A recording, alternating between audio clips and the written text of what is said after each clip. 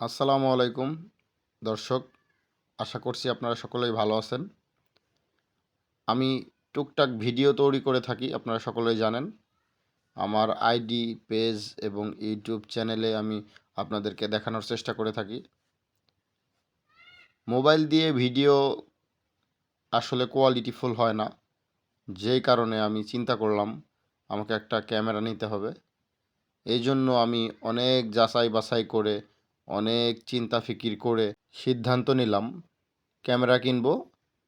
আমি চয়েস করে ফেললাম অজমো অ্যাকশন 4, DJI অজমো অ্যাকশন 4, এই অ্যাকশন ক্যামেরাটি। এটি দিয়ে একসাথে 2-3টা কাজ হবে। যেমন হচ্ছে আপনার যারা বাইক রাইড করে, অর্থাৎ যদি মোটো ব্লগ করতে চায় সেই ক্ষেত্রে মোটো ব্লগ করতে পারবে। পাশাপাশি ব্লগ ভিডিও, যেটা আমি নর্মালি করে থাকি, এই ব্লগ ভিডিও করতে পারবে। এর জন্য অজমো অ্যাকশন 4 আপডেট ভার্সনটা খুবই ভালো, খুবই উপকার। ভিডিও কোয়ালিটি অনেক সুন্দর হয়, আপনারা দেখতে পাচ্ছেন। আমার ক্যামেরাটি আনবক্সিং করা হচ্ছে ইতিমধ্যেই। ক্যামেরা প্লাস ক্যামেরার কেসটা আনবক্সিং করা হয়ে গেছে। এখন আপনারা দেখতে পাচ্ছেন ব্যাটারি শেড, যেটার মধ্যে ব্যাটারি থাকে, এটার মধ্যে রেখেই ব্যাটারি চার্জ করতে হয়, সেটা আনবক্সিং করা হচ্ছে। আমি মূলত কম্বো প্যাক নিয়েছিলাম, যে কারণে কম্বো প্যাকের সাথে আমি 3টি ব্যাটারি পেয়ে যাই, পাশাপাশি একটা সেলফি স্টিক বা যেটা ধরে ভিডিও করতে হবে সেটা পেয়ে যাই।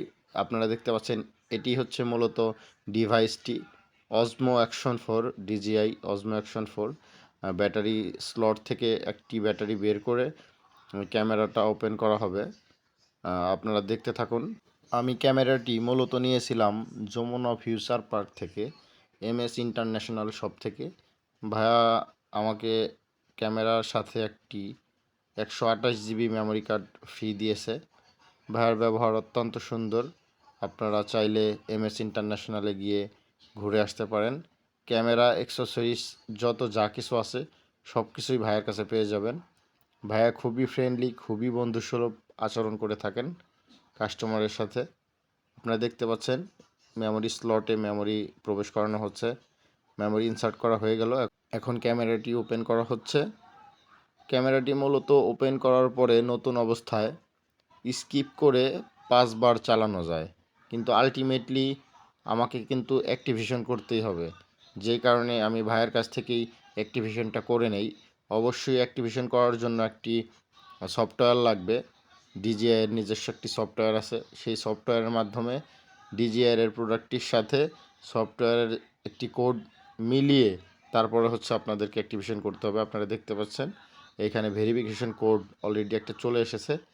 সফটওয়্যারের মধ্যেও সেই ভেরিফিকেশন কোড সেমভাবে চলে আসবে।